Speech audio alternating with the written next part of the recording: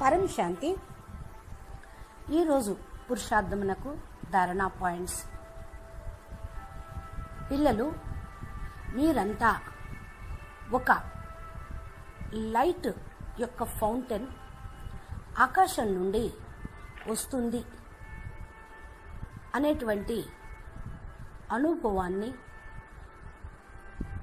పొందుతూ ఉండండి.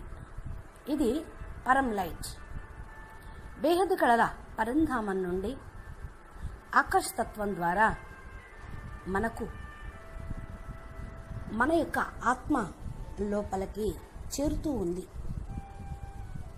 ఇది విశ్వం యొక్క గ్లోబ్ పైన వ్యాపిస్తూ ఉంది అనే సంకల్పం భావనలో ఉంటూ అనుభవం చేసుకోండి. వచ్చే ఈ పరం లైట్ మీ పనులన్నీ కూడా చేసేస్తుంది. అనగా బాపు జ్ఞానంలో చెప్తూ ఉంటారు, మీ యొక్క జ్వాలా స్వరూపమైన యోగము అనగా పరం ప్రకాశం, పరమ అగ్నిలాగా జ్వాలగా పరం శాంతి వైబ్రేషన్స్ను వ్యాపింపచేస్తూ యోగంలో సంకల్పం చేస్తూ ఉంటే అది ప్రకృతిని కూడా పరివర్తన చేసేస్తుంది. ఇలా ప్రకృతి పరివర్తన అయ్యే కార్యక్రమం ప్రారంభం అయ్యింది. అందుకనే పిల్లలు, పరివర్తన కార్యం సంపన్నమవుతూ ఉంది. మీ యొక్క సంపన్న స్వరూపం అనగా బేహద్ ఫరిష్తా స్వరూపము మీ సమీపంలోనే ఉంది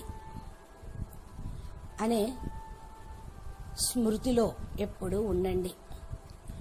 దేనికి చింతించవద్దు, మీరు ముడుచుకుపోవద్దు, సందేహంలోకి రావద్దు. అన్నిటి నుండి మీరు ప్రభావముక్తులుగా కండి. హల్కాగా తేలిగ్గా అయిపోండి. బేహద్ పిల్లలైన మీరు ఆ పరం లైట్ను స్వయం అనుభవం చేసుకోండి. దీనితోనే విశ్వ పరివర్తన కార్యం సంపన్నం అవుతుంది.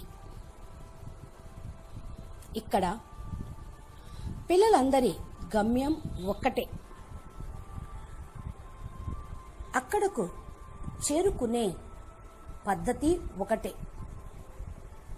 ఎవరి కెపాసిటీ అనుసారంగా వారి వారి స్థితి అనుసారంగా వెళ్తారు. అందుకని ఎవరిని చూడవద్దు, మీరే నడిపించే విధాతలు, డ్రైవర్గా భావించి నడిపించే వారుగా ముందుకు నడిపించండి. మీరు ముందుకు వెళ్ళండి. ఫుల్ స్పీడ్గా వెళ్ళాలి. దీనిలో ఏదన్నా అర్థం కాకపోతే నిమిత్తమైన వారి సహాయం తీసుకొని ముందుకు వెళ్ళండి.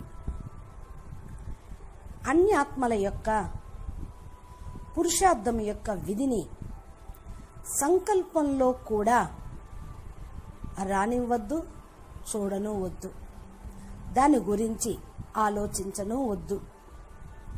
ఒకవేళ ఎవరి పద్ధతి అయినా పురుషార్థం చేసే విధానం చక్కగా ఉంటే అనుసరించండి. అచ్చే బేహద్దు పిల్లలు బాప్ సమానంగా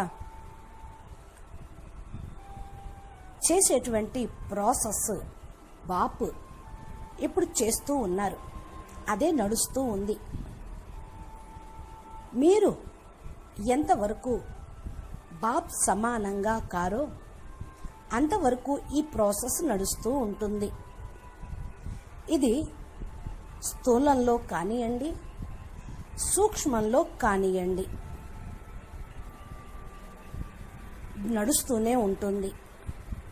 కనుక మీరంతా బాపు యొక్క శ్రీమతానుసారంగా నడుస్తూ తేలిగ్గా ఉండండి. మీ బాధ్యత అంతా బాపూజీదే. బాప్ సబ్కా జిమ్మేవార్ హై. చింత మత్ కరో. చింతించాల్సిన అవసరం లేదు. మీ బాధ్యత తండ్రి తీసుకున్నారు. అచ్చా, పరం శాంతి.